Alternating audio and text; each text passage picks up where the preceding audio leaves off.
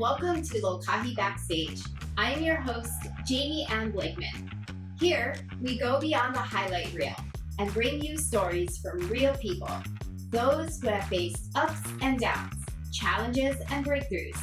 Through their stories, my hope is that you'll be inspired to embrace your journey, find the rainbows in the storm, and always remember, your uniqueness is your magic. Hey, como mai, welcome.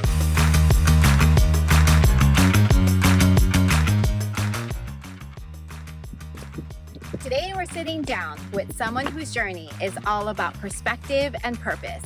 Troy Peterson's career spans from principal at CMX to founder of Vantage Resources, which later was acquired by Bowman Consulting and now director of construction for the Arizona Cardinals. But beyond the impressive titles, what stands out most is his refusal to let labels define him. Instead, Troy has focused on who he's becoming, how he's growing, and how he can contribute to the world around him. In this episode, he shares the turning points that shaped his outlook, from a high school A- that challenged his perfectionism, to a year in New Zealand that reset his priorities, to the life lessons learned through the leadership during the 2008 downturn. If you've ever wrestled with identity, success, and what really matters, you'll want to tune in. Let's dive in. So welcome, Troy, to Lokahi Backstage. Thank you. I appreciate that, Jamie. And just to start out too, sincerely, thank you for having me as a guest.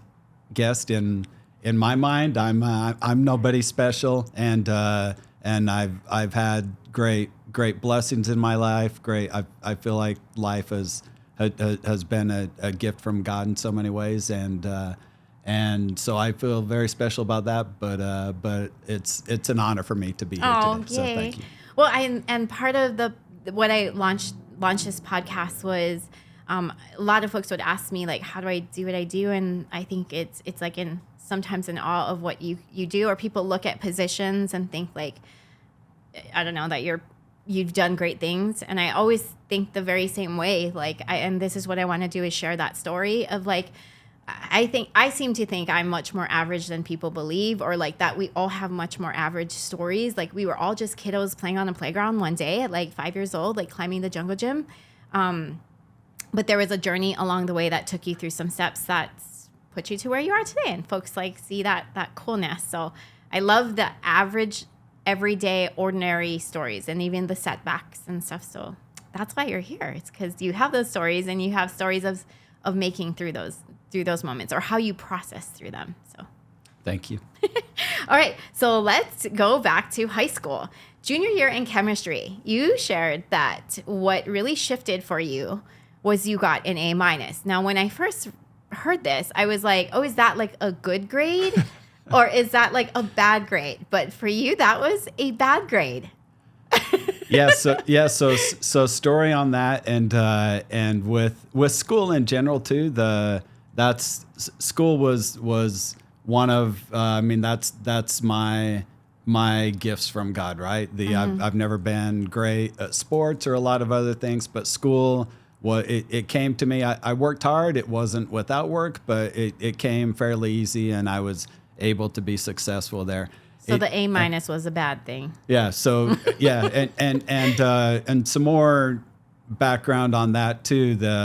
In school, I always felt like it needed to be a fun experience too. Some teachers disagreed with that, and in fact, in junior high, I remember, I was a smart aleck, and You still are. in junior high, a teacher told me, "You're a smart aleck," and I said, "Well, thank you for the compliment, but my name's not Alec, right?" And so just trying to understand. And some teachers had things with if you're goofing around or something, they would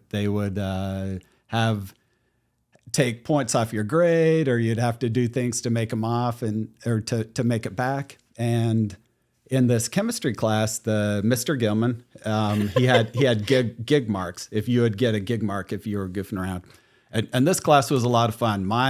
I was a junior. My brother, who was a senior, was in the class. There were two other. It's it's fairly small high school, 1,000 people total. But there were two other sets of brothers in this class too, and then a lot of other friends. And during the process of it in class, we would goof around, we'd make jokes, we'd do things to make it fun. And so I'd gone through at that point too. I'd gone through 2 years, right, of high school, freshman, sophomore year, and I had all A's 4.0 all the way through. And this in my head, this 4.0 thing was something that I needed to achieve. And in this class, when the grades, he would post the grades based on the percent, and I had a 98% in the class for the grade. But then when the grades got posted, it came out as an A-. And I'm like, Mr. Gilman, what's with this? And he looked at me and said, it's your gig marks for messing around. And he said it more colorfully than that. But and I understood that. And at first I thought, well, that part of me said, that's not fair. Yeah. Part of me thought, oh, you're just a bad teacher. You don't know how to run your class. I'm just trying to make it fun. And in his being a teacher, and I've since realized that in that grade that he actually taught me something more than I ever would have learned from anything that I learned from the periodic table or anything I learned in chemistry. And that's perspective. And so as I thought about it more, I thought, you know what? I'm going to own this, and this is going to be me. And it seriously changed my perspective a lot, because as I thought through it, and in life, and that perspective's continued to evolve, but it's not the grade that matters. The grade is just something that somebody else is subjectively giving you. And in real life, it's not the position, that's not the title that matters. It's not the compensation that matters. It's what really matters is, what are you becoming as you go through the experiences of each day? How is that helping you to grow as a person? How is that helping you to grow in your journey with God? How is that helping you to contribute good to the world?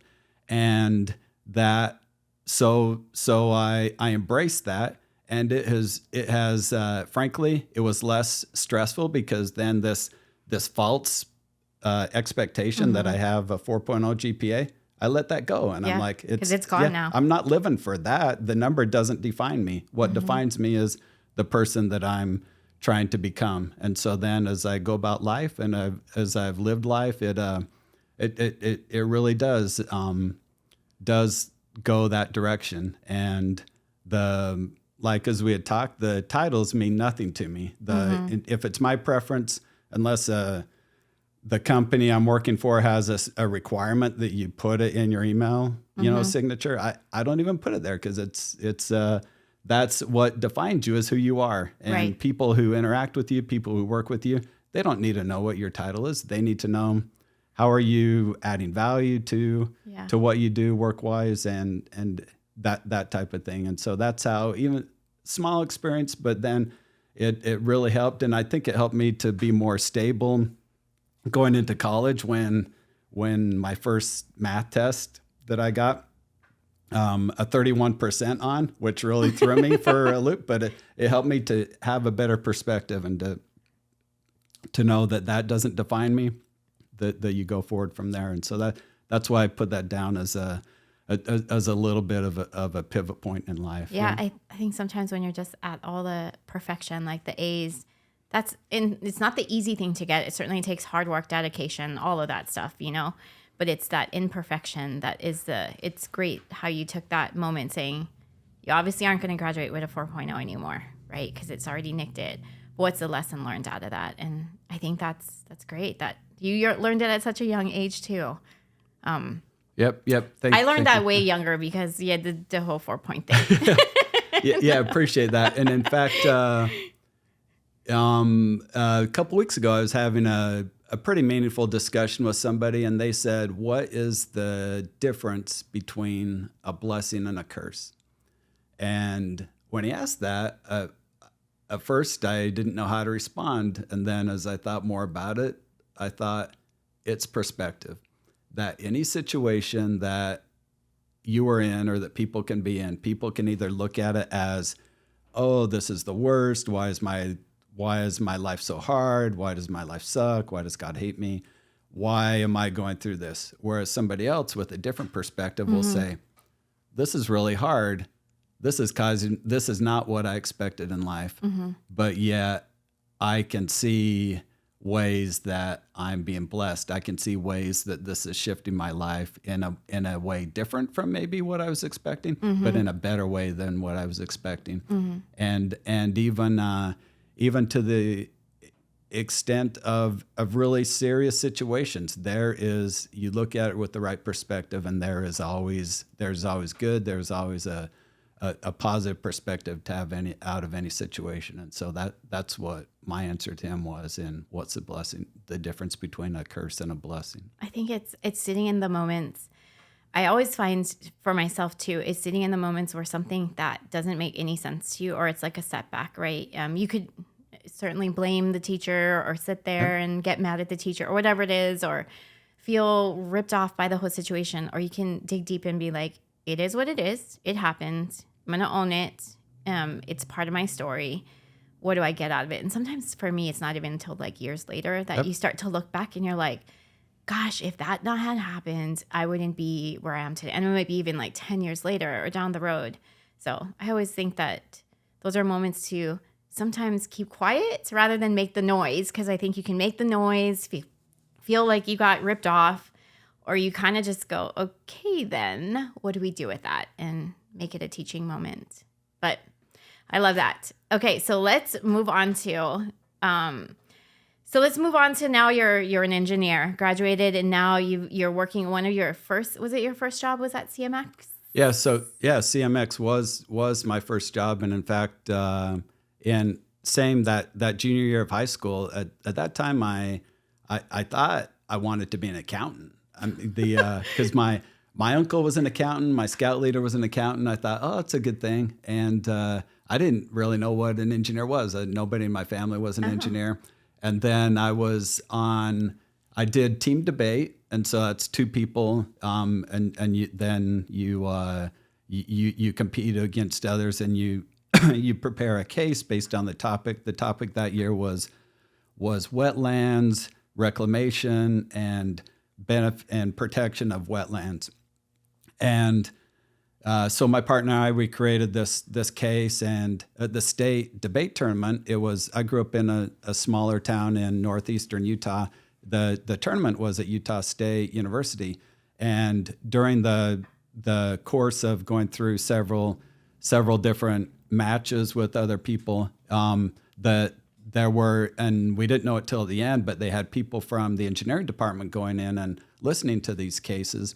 And at the end of it, my partner and I got this award for the most technically innovative case. Wow.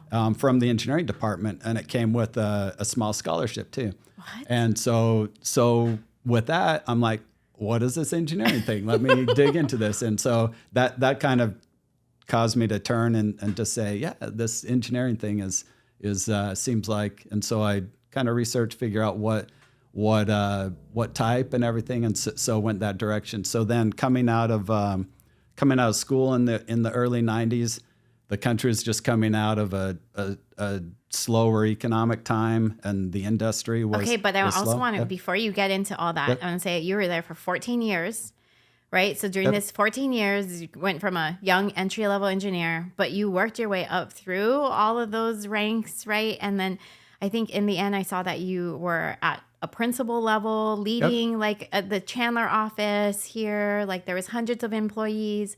So in the 14 years, you're blowing and going, working through all these titles. As much as you say it's not a title, but regardless, they gave it to you, and you moved up through this, and life's going great, right? Career's going great, all smooth. And then 2008 hits, which for all of us in the industry, we know that was a tough time for the engineering side of things, right? So I think you were about to head into 2000, but I wanted to lead up to let folks know just that you really had a trajectory career at this time frame, like going well, life is planned. I mean, any engineer would be very proud of that background and trajectory. I would say you trajectoried really quickly. So then in 2008, talk to me about what happened there. Yeah, so 2007, late 2006, 2007, 2008, in this industry, particularly development related companies that were at CMX, we did a lot of engineering for development projects. It was with the recession that occurred, and it was a great and a huge recession. And things at CMX, we had grown from when I started, there were about 20 people there, and it was 300 in 2006, and it was it was amazing. In my head, I would have that was my career is how am I gonna be here the whole time. But then I lived through the same period of you of like, you only knew in your career that it grows and grows and grows and grows and grows and grows. Yep. Like that's it. Like it only gets better and better and bigger and more. And this is never going to stop. Your greatest problem is like, how the heck do I keep up with this thing? Like, oh my gosh, like seeing straight because you can't keep up. Right. Yep. How do we hire more people? And this people? is the way work goes, Yep. right? Like this is your knowledge and it's always going to be this way. I'm going to retire and we're just going to be like shooting through the roof, right? Like just trajectory. But 2008 was like suddenly you're like, wait, is this real? Like, some older people talked about in the late 80s how there was a downturn and how things were slow, and I'm like, hey, we're not like that. I've been here for 12, 13 years. Yeah.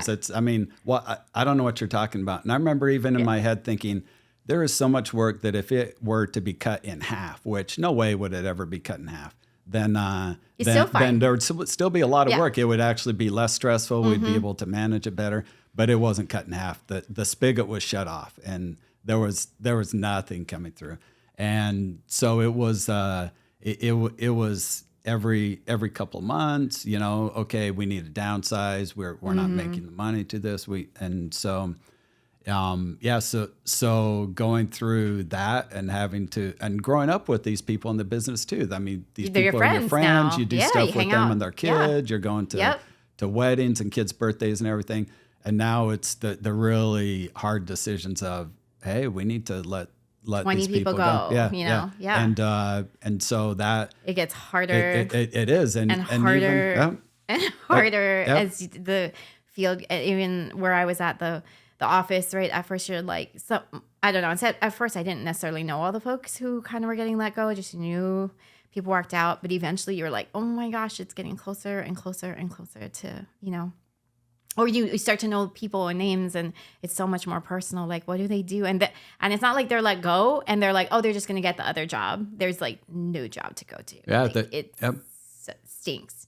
And so you were in a position that you were part of the team that had to deliver the news, or you were part of the position that you weren't just sitting there holding for your job, but you were having to deliver that to people, right? Yeah, and that's one of the hardest things, even to let somebody go, even when it's the right decision because somebody's not a match, it's still a really hard thing. And you can kind of talk somebody through it, but you're right, when there just weren't other opportunities out there. And so the people you were letting go, you knew it was going to be a struggle, and their families and their situations. And it's anybody who goes through that, it's emotionally taxing, and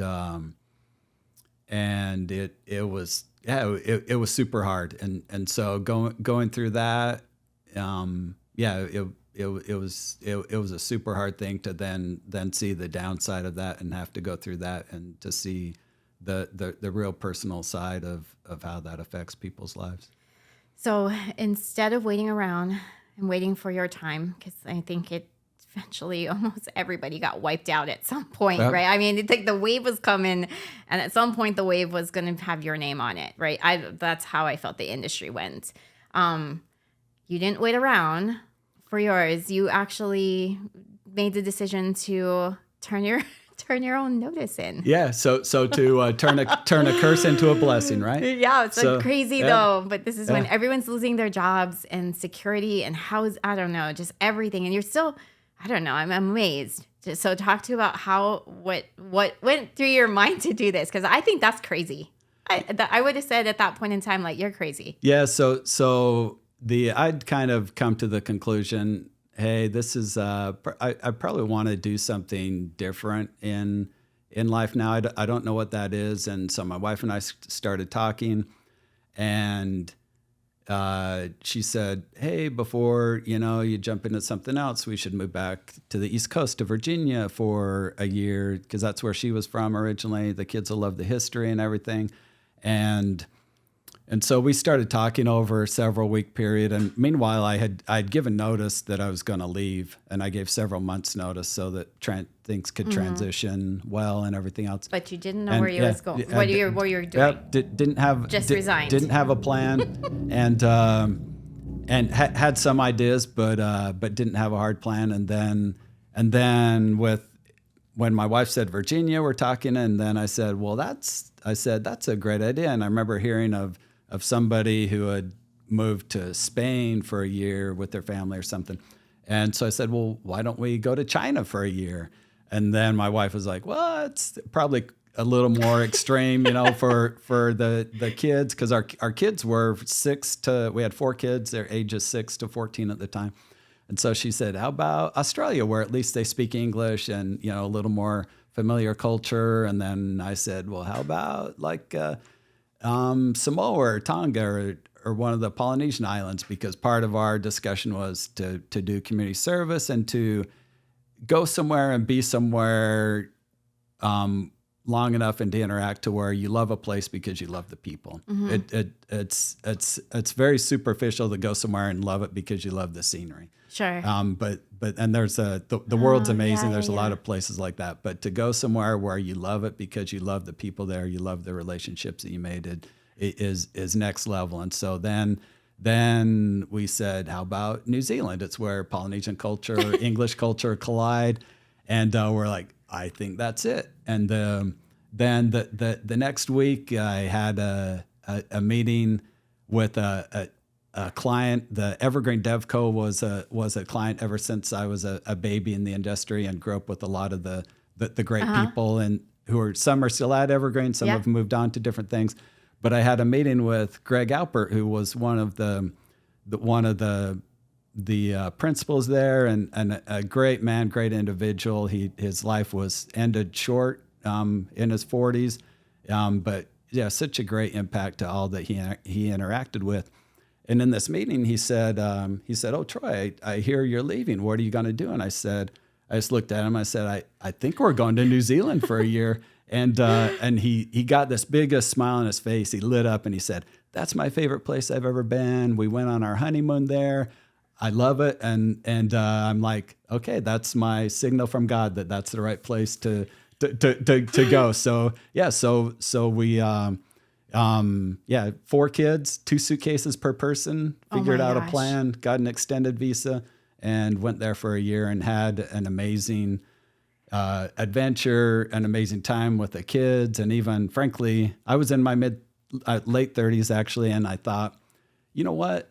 Retirement should be, people should retire like from 35 to 45 and then come back to work and work until you die, so that you're still in good health and everything, right? Because a friend of mine had told me, and part of this whole, there's a lot behind it, a lot longer backstory behind it, but a friend had talked about her dad, who they lived in Montana. He worked in a factory, retired early at 62, took 1 month of pension check, and then he died. Right. And I'm like, that is not going to be my life. My life is going to be every day, every year is going to be leave it all on the field, so that whenever the hourglass runs out, that there's no regrets, that it's living in a way with that perspective. And so that the New Zealand experience was what was part of that, and it was amazing for our family. It changed a lot of things in my perspective. The amazing people there, that we quickly checked that box on living somewhere because you love the people, because we just met some amazing people. Our church family, when we were there, was amazing people from all around the world who had moved there, and it was it was just amazing. loved it, and But it changed our you lives. weren't an engineer there. I right? was not. I did not work there. Yeah. Just took a whole nother perspective in Yep. life and just, yeah. Yep. That's so cool. Like you talk about your theory about taking time off or whatever in your middle. And I get that because traveling and adventure it's a lot of work. Like it's effort. You got to figure things out with the new culture. And like, I get that versus waiting. I think most folks don't know how to wrap their head around the idea of like your mid-career, like your kind of early mid-career for that matter. And then the financial step. I think that's a huge, I don't know. I know back when I was there, I don't think I could have missed a paycheck. Or I don't know how to think on that. I guess if you really had to, right, what you would do. I mean, you could sell things, but it's a good theory, but I think that's hard. But I think it's amazing that you did it. Thank you. It is hard. A neighbor friend of mine who's an attorney, when I told him what we were doing, he said, "You're crazy. Who does that? Nobody does that." And I'm like, well, I mean, it feels like this is what we should be doing. And frankly, because of some physical health and mental health challenges that my kids had and still have after that point, it would never have been possible. After that time in life was perfect, and it wouldn't have been possible since then. And it was a blessing to be able to do it, and it was. Awesome. I think things like that too, like especially with travel. My husband and I met in Switzerland, right, and we were there for like 6 months. Well, more than Switzerland, but Switzerland for the most part. And I always tell my kids, well, we did it when we were in our 20s, and that's actually where we met. And so for me, it was after college, just after college. And for my husband, it was midway through his college career, right? And I always tell my kids to do the same. And so far, none of my kids have done it still till today. Because I always say those 6 months, so many folks see it as, I can't because I have work and I have this and I have school and I'm taking 13, whatever, credits. Like people can't see how you take that break and stop in life. But looking back, the memories and the things that you create or who you become during that 6 months, or yours in your case, a year, is things that you have forever. And that is far more than one more year of work experience, I would say. And then also it's stories you have, it's relationships you've built. So we built it within our community of folks who were with us. And we still have them till today. And that break in your life, believe it or not, doesn't even change the trajectory of it. Or I think it's such a small time frame, long at that point in time. But when we can't see like how you take more than 3 days off or 5 days off, how could I possibly take 2 weeks off, But really look back you can. Like, I don't know, there's a way and you can, but. Well, you use that phrase break in life, but really it's a continuation. It's a break in certain elements of your life, but it's expedited living, right? Yeah. So growth. it's not a break in living. It's just a break in certain elements of it. What was it that took you to Switzerland? So it was also, it was a Christian organization that we went on. And so it was also a great time for me to so after I'd graduated, it was a great opportunity. I wasn't married at the time, right? So really spending intentional time of 6 months, figuring out who I was, what I was. And, when you're in your 20s, there's a lot of big questions. And so it gave you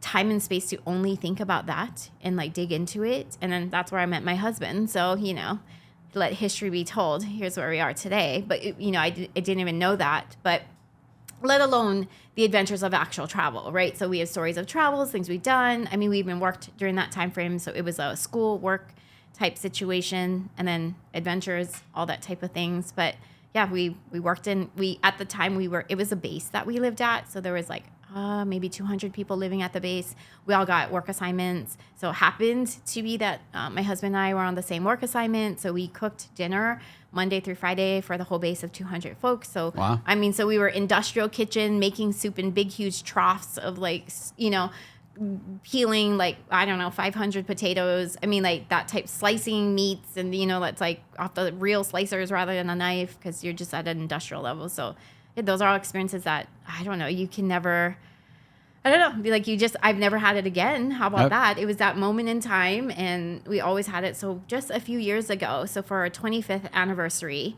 it was my intention to take our kids back to where we met.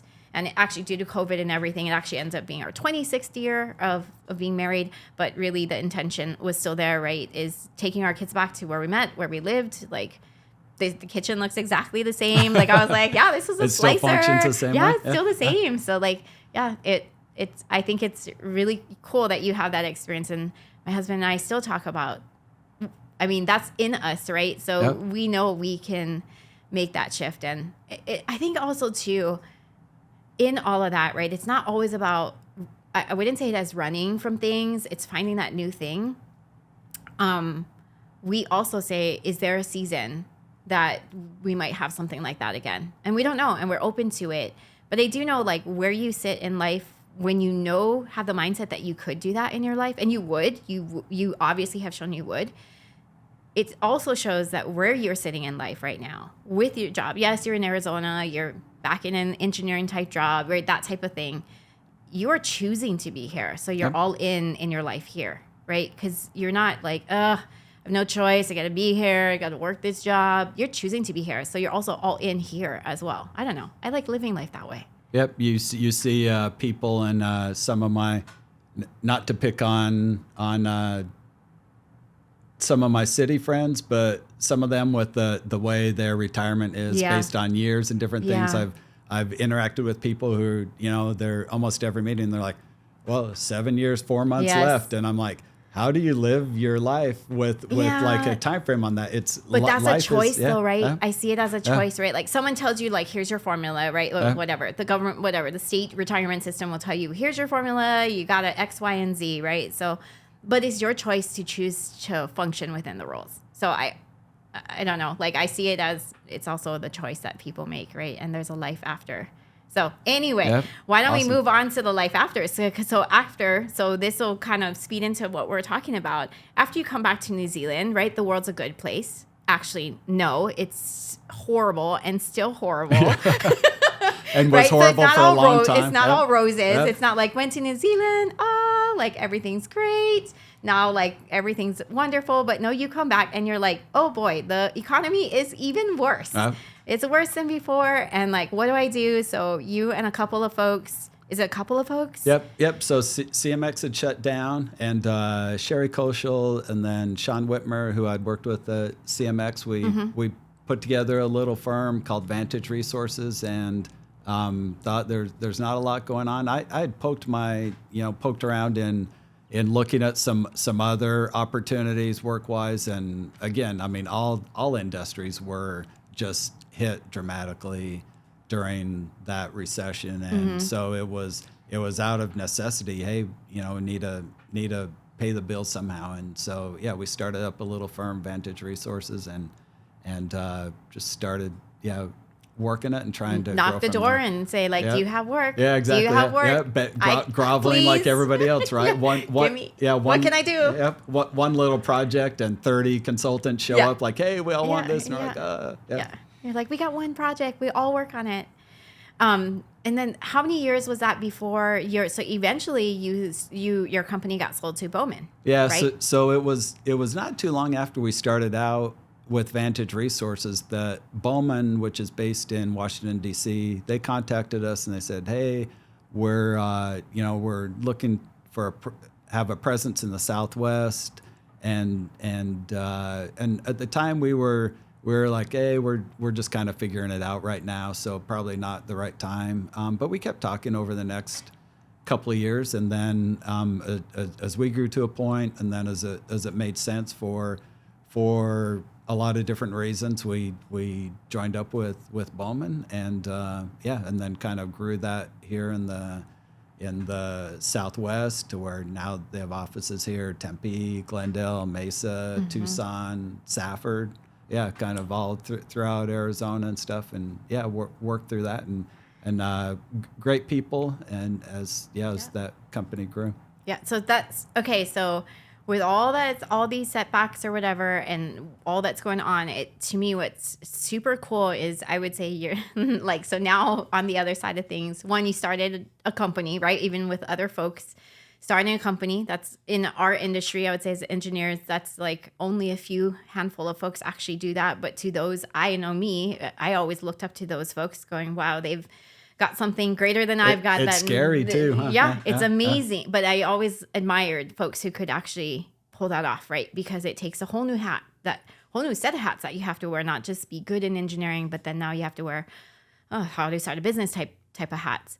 But then not only that, you moved into the next step dream that a lot of in our industry, we're told, right, is one, you start a company. So the few who do that, yay on them, right? And then the next great step is to sell the company, right? Because how we look at things is kind of linear, right? And in terms of always, I think there's always a financial lens on what we do or choose, or responsibility or prestige and status and title or whatever. That's, I would say, generally in a career, that's what folks generally look for or move towards. And so now you've although you say titles aren't everything, right? That there's so much more to live in life, with that being your guiding force is so much more, that you live a deeper life. You stepped away to Australia, you come back to a worse economy, but yet you've held titles. You've been an entrepreneur, you've been an owner, you've been a principal, you've executive vice president now over at Bowman. You've held some, and now you're, let alone your title you're holding today. So you certainly have held amazing titles. But for those of our listeners who are out there that is in a season that they are chasing titles, and I think that's a natural, I would say that's very unique to not be chasing it.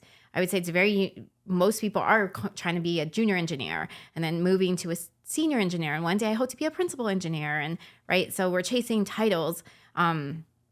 What is your advice to those folks when in reality, if someone were to just not know you, they would say, oh, he chased titles too. Right. Yep. Right. You've kind of lived, I would say, an engineer's dream trajectory career, or beyond a dream. Only, I would say, a few percentage of folks actually accomplish what you've done. It has been a blessed and amazing career, and I feel so grateful for that too. And I would say that it's just like not chasing the grade, to focus on who you are and what you do each day and how you contribute and how you add value in anything that you do. And then the rest of it all comes, right? The pay, the titles, all those things come when you jump in and you add value, and people see your value, and they want to keep you around. They see your ability to do different things and opportunity, and grab hold of opportunities. Don't be afraid. Grab the bull by the horns, even when it's something it is way out of your zone. Grab it by the horns and figure it out. And that's what I would say is to don't focus on that, and all of those things will come if you just focus on how you can contribute, and not even pay wise. A lot of people are like, I want to make more money, and in my head, it's if you show your value add to any company, the money's going to happen. I mean, unless it's a horrible company that doesn't do right, and then you need to make a change. But yes, it's that's it. And then in the couple of I've only had 3 jobs, and in the 2 times I've left money on the table when I left each time. It was never a pure financial decision. It was where is this going, and where does life go from here? So I think part of it, like you say, all that, but what I'm also seeing from your journey too is to have that also, like, okay, you gave the story about folks who are, maybe stuck in a system of have 7 years, 3 months or whatever it is, but then not just looking at your life in terms of that, I have a trajectory here. You left money on the table. So that is not necessarily the smartest decision to make, right? It's a point where you're like, well, hang on. If you stay for 6 more months or 2 more years, you would be at this, and this, and this. You're walking away from X $1,000. Like, why would you do that now? But it's I see in your journey that you've had the brave moment and the realization that you self-reflect and also say well, yeah, okay, I'm walking away. I've left money on the table, but so, okay, take that aside. Is this the right decision to make personally and in my life? So I think that's I don't know that everyone does that. I would say the person with the 7 years, 4 months, if they're not enjoying what they're doing and they're don't feel called to continue on with that 7 years, whatever thing is not embracing that mindset philosophy that there is life beyond even when you break the chain, right? Even when you break the momentum that's set in front of you, there still is life beyond. But I think I think at that point you bet on you. I don't know. Yeah. You bet on like knowing that you're willing to work, you're willing to deal with the consequences of what it might be. Go to Australia and come back, it's even worse. But you bet on you that you're going to figure this out and, I don't know, move forward, find a way. Yep, that's right, and trust in God's plan all the way, right? Trying to see what God's plan is, because His plan is always far greater than what our plan would ever be. And they don't call them golden handcuffs for nothing. And are handcuffs a good thing or a bad thing, right? Yeah. I mean, sometimes it's all right, but other times, if handcuffed by definition, you lose some freedom. And sometimes the freedom that comes with less gold is in the big picture, depending on the situation, maybe a better thing. And that's for everybody to assess and determine in their own lives. But there's a harmony of all the elements of our lives, our families, our personal growth, our spirituality, our physical well-being. You see people who grind it out to the detriment of their physical health. And that's no way to live either. It needs to be in harmony. I think sometimes folks just don't know what other way. I would say I come across some folks who don't know any other way but what's the step before them. And they rather stick with the known bad, but they know it. They know what to expect, right? Yeah. Like they know their circumstances and keep on going. But I think that life is meant to be a place. Sometimes there's places where you sit and you suffer for a reason. I do think so. I think there's a grind. It's not always a quit, this sucks, or this person said something, I hate this, or and ditch. But I do think there's a point for, as well, there's a balance where you have to think like, is this just your next step? And like you said, I also lean on what I think that God is shifting me to, and you dig deep into that and you say, okay, I don't really know the road ahead, but we'll give this a shot and we'll see what happens, right? And sometimes through the suffering or the not ideal or the struggle, then you're learning more Other about skills. yourself, or learning yourself in a different way, or digging deeper to where you build other strengths in you, or learn things that then give you the courage and the faith to proceed forward. I totally agree. I think you always are. I always say like every moment in your life, you're growing to become the next person that you need to be, right? Yep. So you're walking through something because you can't be that next step unless you walk through this hard step to refine that skill. So I really admire your perspective all the way around in life. You guys can all probably see why I have Troy on this podcast.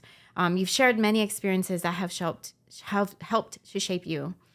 I imagine there are also people in your life who have had a big impact on you as well. Can you tell us about anyone here? I mean, it's again, so many amazing people who I've learned from, and who I've leaned on, and who have mentored and put their own success at risk for me, given me opportunities where maybe they shouldn't have. Even I remember coming out of college and looking for those in the organization to learn from. And there was an older designer who just knew his stuff. And his name was JD. He worked at CMX in the early days. And I remember thinking, JD is a guy I can really learn from. And going and learning from him every chance I could, and he taught me a lot of things, design wise, and a lot of strength, and then opportunities from at CMX was an amazing place to launch a career with Don Dillon, Mike Lloyd, Ron Hilgart, Daryl Wilson there, and the opportunities that they gave me to learn and grow and to mentor me.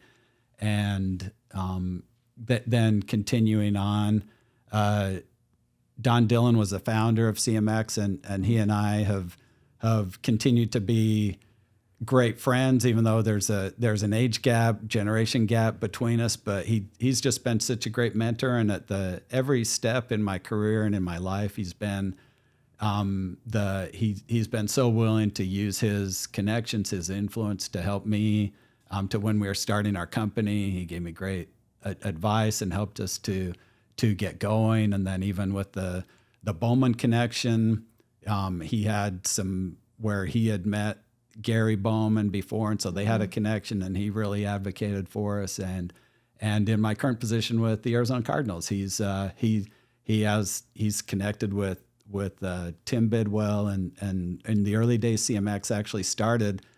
Some of its earliest projects were building the Cardinals facility in Tempe, And so Don's just been an amazing mentor and advocate for me throughout my life. And then I would be remiss if I didn't say that my mom, right?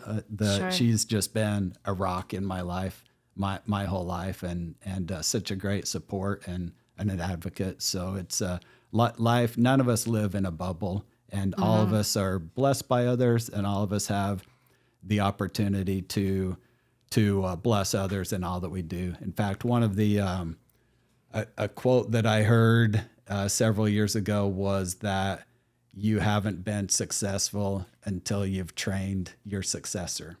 And that hit me close to home, because I was like, oh, that's an obligation I need to take on. And I need to identify who that person is and give that faith and build that. And so yeah, it comes with blessings and it comes with obligations, right? I agree. Yeah, I love that. And I think another thing, just knowing, like, I also would agree in my journey that you'd be amazed at how many people are willing to help out. Yep. Yeah, it's amazing, right? The folks that you're like, really, there's nothing in it for them, but simply to give and to give you that step up, or say, like, you know what, I'm going to walk you through a door that you don't belong in or at all, or a table that you don't belong in this room, but I'm inviting you into this room because I think you belong here. One day, someday, you belong here, so I'm going to let you sit here with these folks or walk through this door. And, like, I think that it's so cool when you step out and I don't know, take that journey. I don't know. I think that was one of the coolest things in starting Lokahi, is seeing the people who usher you through doors. It's not always the doors that you always have to knock on. Some you just get walked into for no good reason, and you think to yourself, like, I don't belong here, you know, but geez, how cool. Like, I'll take it. I won't say too much because I feel like I don't belong here. Well, we all fake it till we make it, right? We fake it till we make it. I'll just sit here for a second and be like, gosh, why am I even here? But and that's because those people see something, and just like you at one point, you said your mom always told you were a leader. And so because she saw that in you, and that's a trait, and that's not just, I mean, part of you could say that's just my mom. Mom. She's just saying, you're the best, you're the greatest. But no, she was saying you have something here now. You have a gift, take it and use it. Yeah. Yep. I think they see that potential, and it's amazing. Love it. Thankful for those people. Okay, so we always ask folks, like, what is your dream? What is your goal? What have you yet to accomplish? And I always get emotional here, but you said, I have lived a magical life. I always get emotional because I so much hope everyone's story is that they live a magical life. They live a life far beyond they ever imagined. And that's the whole point of this podcast, is really helping folks to step into greatness. So when I see an answer like that you said that you live a magical life, I love that for you, Troy. I think you live a magical life, and you have amazing things. Is there anything you want to say to folks to how to embrace that, or how do you live this magical life? But I also know you said you wanted to you have yet to invent a standing ab roller. So I don't know. Like, I know that's like two ends of the spectrum. Yeah, I know that's it. And you that would make it more magical. Yeah, you live a magical life too. No, that's a physical fitness goal that I have that I may or may not ever achieve. It's probably stupid at this point. It's not stupid. I'll take it in life. Yes. I'll buy one. So those no, it's just the ab wheel that you do, the rollout things. Yeah. That some people, very few people, but some people can do them from standing up and going all the way down and then coming back. I mean, most people start at their knees. Yeah. And I'm like, oh, and then I'm like, well, maybe I can do that. And so I've been working on that for a while, and I still have actually really cool. I still have a little ways to go. And I didn't know that was for real. So I'm like, maybe, and then part of me is like, am I going to like jack up something and permanently impair myself by doing this thing? Because it's really hard. Yeah. So and doing it sometimes I'm like, I don't know if I should be feeling what I'm feeling right now. Maybe you should have some 20-year-olds like test it out for you, right? But anything's possible, right? And it is. And I, a lot of times in the sporting world, people will say things in their interviews after an event where they'll say, it's, glory to God for the opportunity to have been where they are, and that speaks to my soul. I feel the same way, that in all of our lives we don't have to be winning the Super Bowl or a gold medal at the Olympics. That in all of our lives each day we can live in a way where we strive to give glory to God by trying to contribute good to the world around us, and it is, and just looking for ways. Faith over fear, they can't coexist at the same time. You can either have fear or faith, either way, but they can't coexist. So choose which one you're going to let dwell in your mind. And so true. Yep. Just that perspective. Am I, in my current situation, am I going to choose, and use the word choice, am I going to choose for this to be a blessing or for this to be a curse? Because that's a choice each of us make every day. I love that. Well, thank you so much for being on the Lokahi Backstage podcast. Mahalo to our listeners for joining us today. Until next time, remember to lean into who you are created to be. Your journey is uniquely yours, and the world needs you.